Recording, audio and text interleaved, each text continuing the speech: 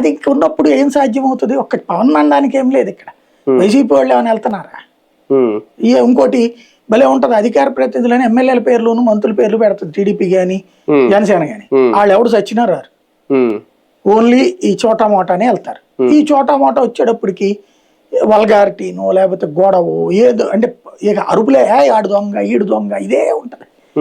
Debate నాకు విరక్తి పుట్టింది, అందుకే ఇండివిజువల్ డిబేట్కి ఎందుకు ప్రిఫరెన్స్ ఇస్తున్నానంటే, నువ్వు ప్రశ్నకి సమాధానం. ఎన్ని రోజులు చేశాను నేను డిబేట్లు, ఏళ్ల తరబడి చేశా డిబేట్లో. నేను ఎప్పుడు అరుపులు కేకల్ని అలౌ చేయను. పాయింట్ ఇది, నీ వెర్షన్ ఏంటి, నీ వెర్షన్ ఏంటి, నీ వెర్షన్ ఏంటి, సింపుల్.